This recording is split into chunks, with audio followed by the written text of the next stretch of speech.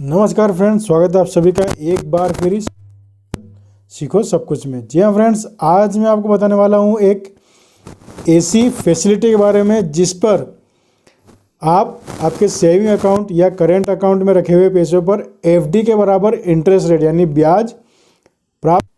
Awareness न होने की वजह से या फिर ये कहें कि इस बारे में हमें पता न होने की वजह से अधिकतर कस्टमर इस फैसिलिटी का फ़ायदा नहीं उठा पाते हैं।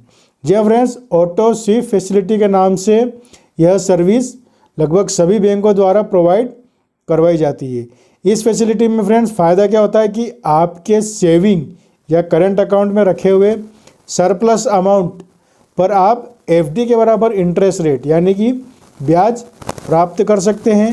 अब बात करते हैं सरप्लस अमाउंट क्या होता है।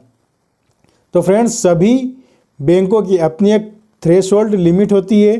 जैसे किसी बैंक की 30,000, किसी बैंक की 50,000 या इससे कम या ज़्यादा भी थ्रेशोल्ड लिमिट हो सकती है। इस अमाउंट से ऊपर जितना भी अमाउंट रखा हुआ होता है उसे सरप्लस अमाउंट या सरप्लस फंड कहा जाता है। तो फ्रेंड्स, अब आप क्या करें कि आप आपकी बैंक में जाकर या ऑनलाइन नेट बैंकिंग के थ्रू या उस बैंक की अगर मोबाइल एप्लीकेशन है तो उसके थ्रू यह फैसिलिटी एक्टिवेट कर सकते हैं। तीनों ही ऑप्शन आपके पास अवेलेबल है। अगर हम बात करें भारत की सबसे बड़ी बैंक यानी एसबीआई के बारे में, तो इसमें आप योनो ऐप के थ्रू या नेट बैंकिंग के थ्रू या फिर ब्रांच में जाकर भी यह फैसिलिटी एक्टिवेट करवा सकते हैं।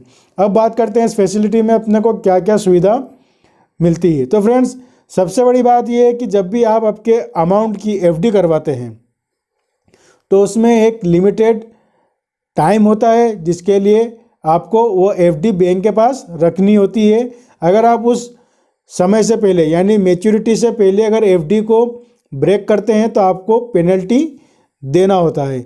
लेकिन ऑटो स्वीप फैसिलिटी के अंतर्गत यहाँ पर जब भी आपके पास सरप्लस अमाउंट होता है तो उसकी ऑटोमेटिकली एफडी हो जाती है, और जब भी सरप्लस अमाउंट से कम जो भी अमाउंट उस एफडी में उस बैंक अकाउंट में आपको मेंटेन करना होता है, अगर उससे कम अमाउंट होता है तो ऑटोमेटिकली आपकी एफडी ब्रेक हो जाती है और वह पैसा फिर से आपके करंट या सेविंग अकाउंट में आ जाता है, और इसके लिए किसी भी तरह की कोई पेनल्टी आपको नहीं देना होती है।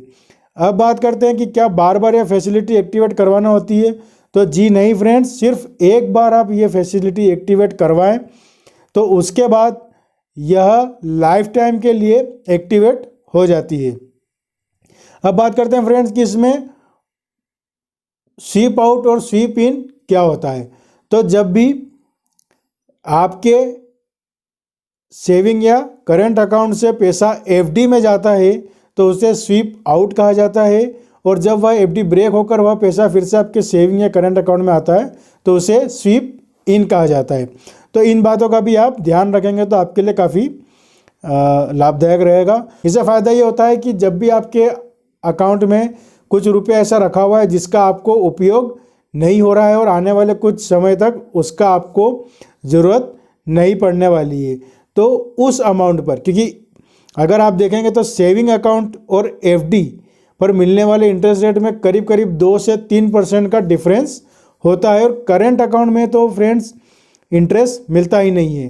तो अगर आप करंट अकाउंट यूज़ करते हैं यानी अगर आप बिजनेसमैन हैं, करंट अकाउंट यूज़ करते हैं, तो इस फैसिलिटी से आप सीधे सीधे 6 से 7% का ब्याज अपने उस अनयूज्ड अमाउंट पर प्राप्त कर सकते हैं। और अगर आप सेविंग अकाउंट यूज़ करते हैं तो वहाँ पर भी आपको 2 से 3% के ब्याज का फ़ायदा मिलेगा। तो फ्रेंड्स, आशा करते हैं आपको इन्फॉर्मेशन अच्छी लगी होगी, ये वीडियो आपको पसंद आया होगा। अगर इन्फॉर्मेशन अच्छी लगी तो वीडियो को लाइक करना ना भूलें, और इस वीडियो को अपने फ्रेंड्स, फैमिली और कलीग के साथ शेयर जरूर करें ताकि वे भी इस सुविधा का लाभ उठा सकें। और अगर फ्रेंड्स अभी तक आपने हमारे चैनल को सब्सक्राइब नहीं किया है तो लाल बटन पर क्लिक करके हमारे चैनल को सब्सक्राइब कर लीजिएगा और बेल आइकन पर क्लिक करना ना भूलें। इसी तरह की वीडियो हम लेकर आते रहते हैं जो कि फाइनेंस से रिलेटेड रहती है। तो फ्रेंड्स, कमेंट्स करके बताइएगा वीडियो आपको कैसी लगी। मिलते हैं अगले वीडियो में। धन्यवाद। जय हिंद।